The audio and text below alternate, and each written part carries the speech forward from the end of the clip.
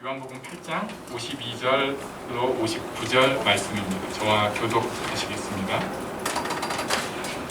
유대인들이 이르되 지금 네가 귀신 들린 줄을 아노라. 아브라함과 선지자들도 죽었거늘 네 말은 사람이 내 말을 지키면 영원히 죽음을 맛보지 아니하리라 하니 너는 죽음을 아브라함과 또 선지자들도 죽었거늘 너는 너를 누구라 하느냐. 예수께서 대답하시되 내가 내게 영광을 돌리면 내 영광이 아무것도 아니거니와 내게 영광을 돌리시는 이는 내 아버지시니 곧 너희가 너희 하나님이라 칭하는 그이시라.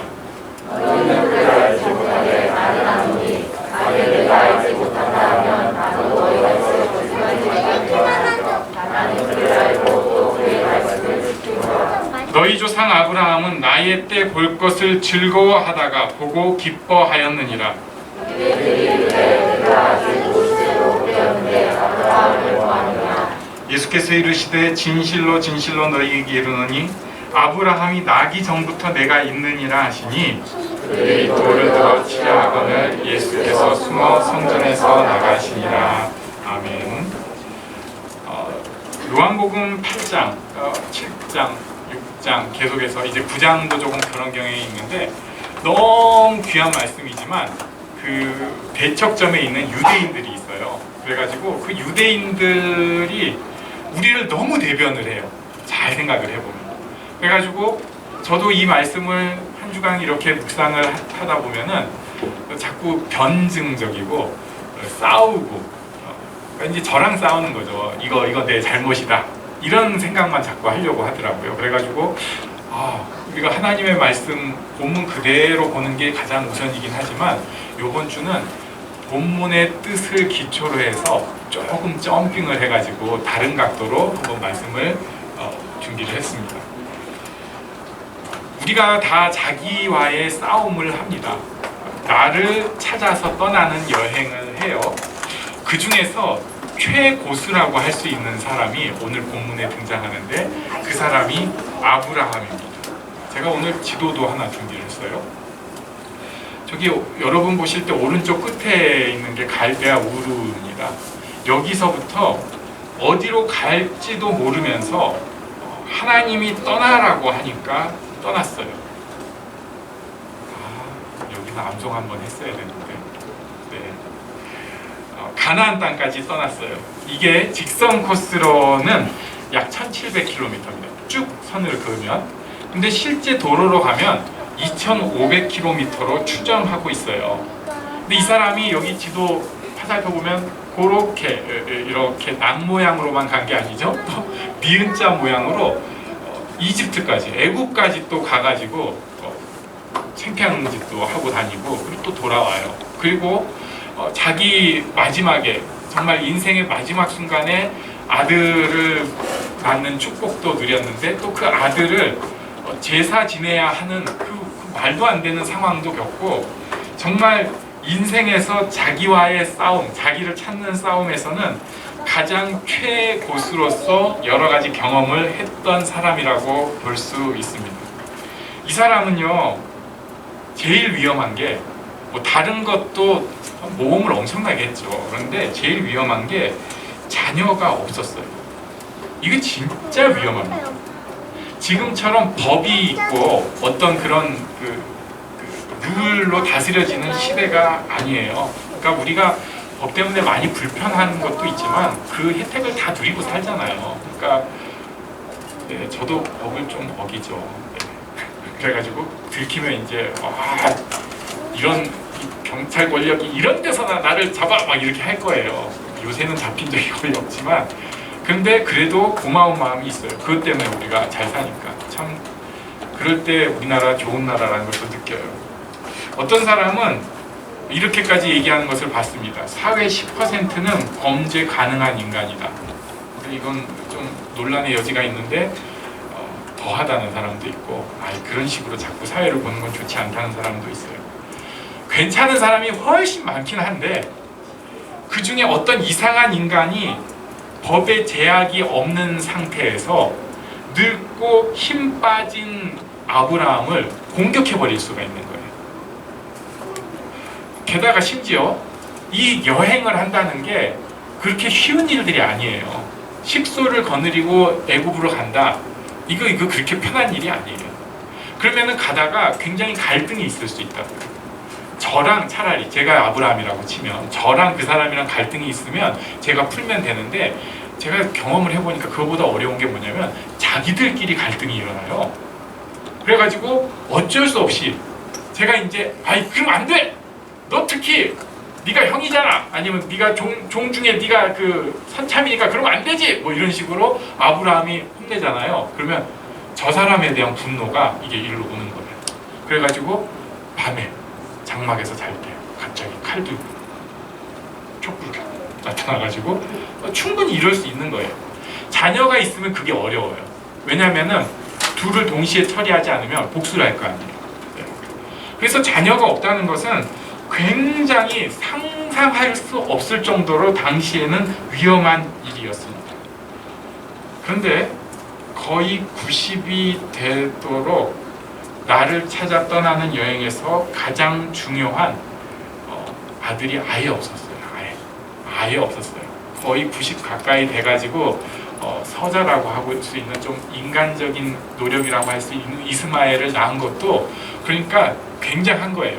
보통은 그 전에 만들어 놔요. 당연한 거예요. 근데 그때까지도 하나님의 약속 붙잡고 버티고 안 낳았던 사람.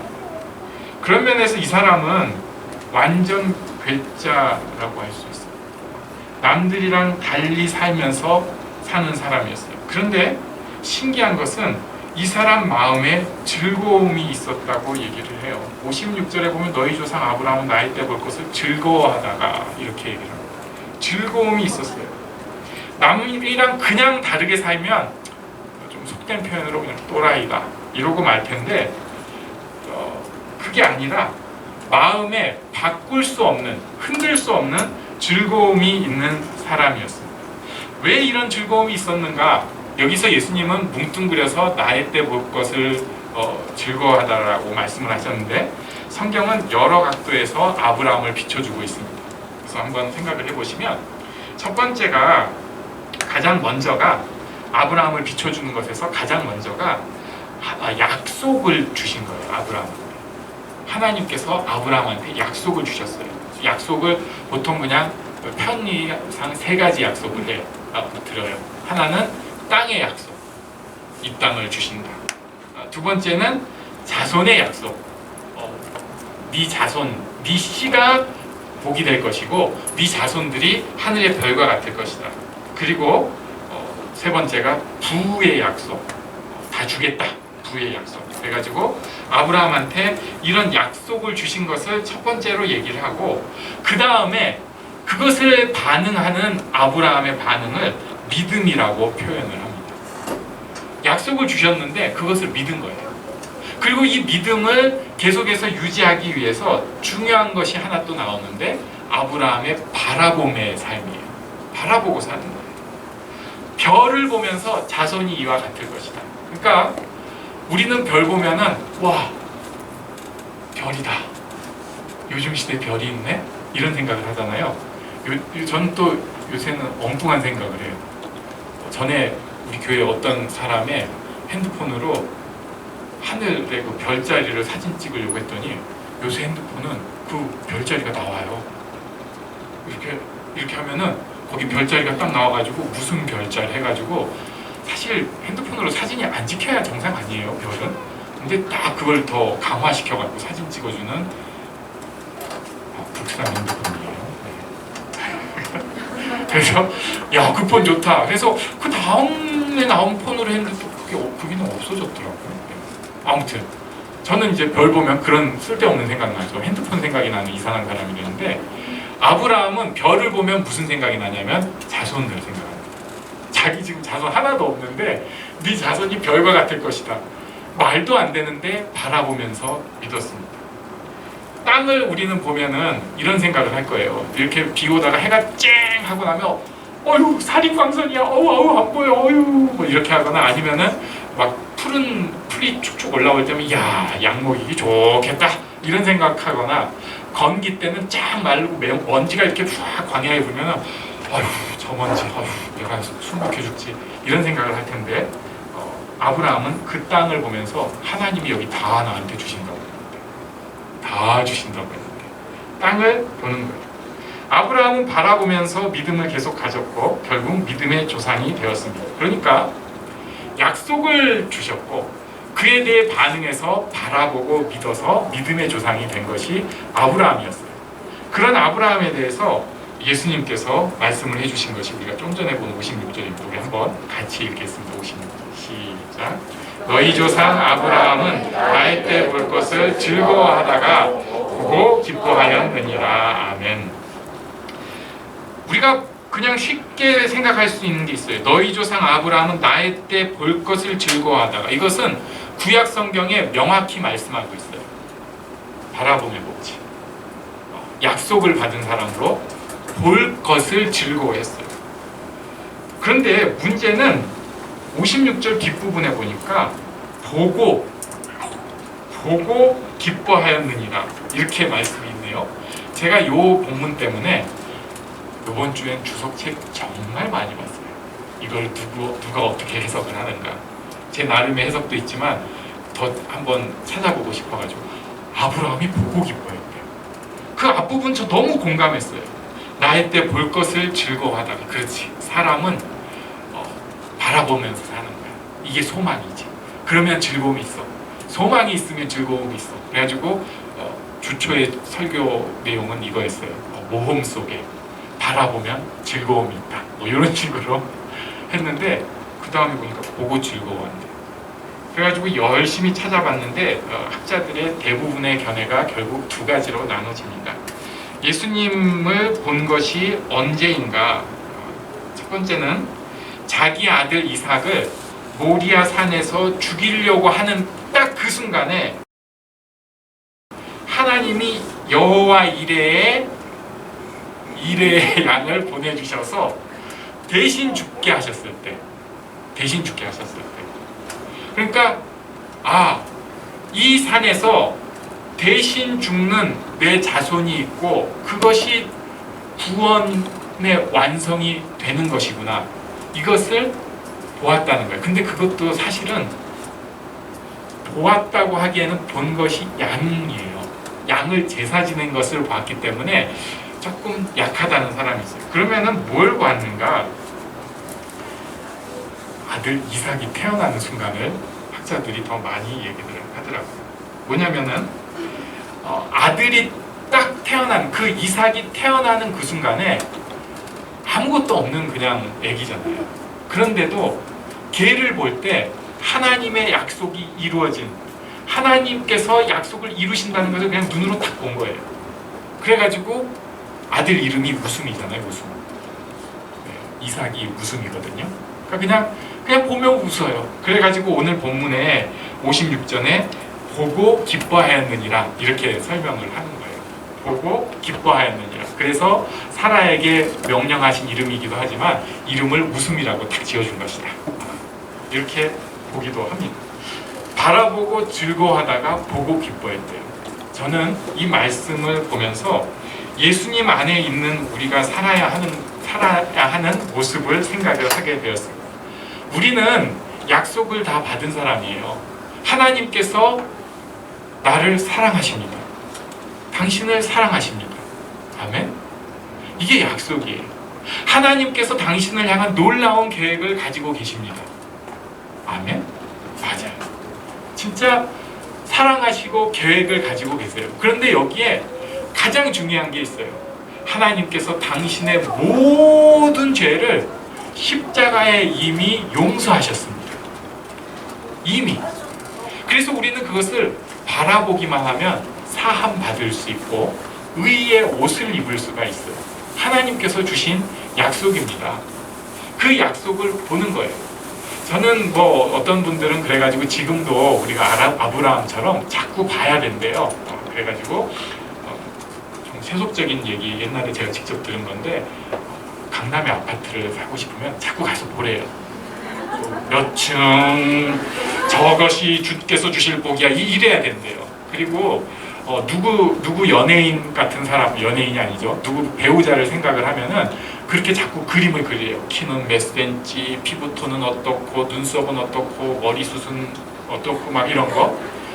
애를 생각할 때도 구체적으로 생각을 하라는 거예요. 그냥 겁내지 말고 우리 애가 이렇게 잘할 것이다 해서 대학은 자꾸 어느 대학 보고 어느 고등학교 보고 토익 점수는 몇 점을 자꾸 보고 그렇게 하면서 바라보라고 하는 거 제가 직접 드렸어요. 근데 제가 또 좀 해봤는데 별로 좋지 않더라고요. 네. 그게 뭐 이루는 데는 좋을지 모르겠는데 우리 인생의 목표가 아파트 아니고요. 우리 인생의 목표가 내가 만든 아이가 아니에요. 그 재미없어요. 내가 내 마음대로 그렇게 커버리면 축복이 아니라 좀 끔찍하게 얘기하면 저주일 수 있어요. 우리가 진짜 조심해야 되는데 애는 내 마음대로 키우면 안 됩니다. 하나님께서 키우셔야 돼요. 자, 그럼 뭘 바라봐야 되느냐? 야, 그때는 어떤 너무 좋은 볼게 있네요. 성경이에요. 성경을 보는 사람은 저절로 바라봄의 법칙이 생깁니다. 물론 가끔은 피곤해가지고 머리에 하나도 안 들어오고 어떤 데는 내용이 하나도 안 들어오지만 하나님의 말씀을 계속 볼 수밖에 없는 거예요. 그러면서 묵상을 하면서 내 삶과 비추어서 말씀을 바라봄이 생기기 시작합니다. 이 말씀의 근거에서 도전하는 인생을 가질 수 있어야 돼요. 믿음이 있기 때문에 하나님께서 나를 사랑하시고 나를 향한 계획이 있으시고 내 모든 인생을 책임져 주셨다는, 나를 천국으로 이끄신다는 믿음이 있기 때문에 도전에 대해서 그렇게 겁내지 않아도 돼요. 물론 좀 두렵지만 딱 첫발을 내딜 수 있는 것입니다. 이렇게 도전하는 사람이 사실은 소망이 더 깊어집니다.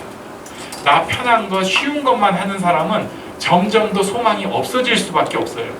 그런데 내 인생에 하나님께서 원하신다는 확신을 가지고 한 걸음씩 내딛는 사람은 하나님 앞에 계속해서 오히려 소망의 문이 넓어지기 시작합니다. 그리고 그 가운데 기도로 하나님 앞에 대화를 하기 시작할 때 신기한 일이 생기는데, 마음에 바라보는 즐거움뿐만 아니라 보고 기뻐할 일들을 반드시 하나님께서 주세요. 이게 하나님의 어떤 흔적이라고 할 수 있는데요. 나를 이끄신다, 나를 붙잡아 주신다는 것을 하나씩 탁 주세요. 보고 기뻐할 것을. 오늘 본문의 유대인들은 이런 것 도저히 이해하지 못했습니다. 율법 잘 지켜서 잘 살면 되지 뭘 또 뭐 여기 오늘 본문 앞에 보면 죽음을 맛보지 않고 이런 거 나오거든요. 이게 이해가 안 되는 거예요. 지금 그런데 현대를 사는 우리도 이해를 잘 못합니다. 그냥 교회 좀 편히 그러면서도 열심히 다니고 또 살면서도 열심히 살면 그러면 우리 인생 된 거 아니야? 문제는 이렇게 살려고 생각하기 시작할 때 진짜 즐거움과 보고 기뻐하는 기회는 없어집니다. 하나님 안에서 바라봄 그리고 소망을 가지고 모험으로 도전으로 사는 사람들은 크고 작은 꿈을 계속 꿀 수 있고 그것을 하나님 말씀에 비추어서 교정해 가면서 하나님의 축복, 즐거움과 말할 수 없는 기쁨을 누릴 수 있는 것입니다. 이 복이 우리 모두에게 있기를 바랍니다. 우리 아이들에게 꼭 있기를 바랍니다. 가둬놓고 키우는 그런 모습 아니라 진짜 하나님께서 키우실 것을 바라고 하나님 앞에 기도함으로 우리 자녀들을 키우는 복이 여기 부모님들에게 꼭 있으시길 바라고, 마찬가지로 나에 대해서도 끝난 인생이야 이런 생각 절대로 마시고 지금 이 순간에도 하나님께서 주신 기회, 모험에 반응하면서 때로는 손을 뻗고 때로는 발을 뻗고 어떨 때는 힘들어하지만 믿음으로 기도하면서 나아가는 축복을 누리는 우리 모두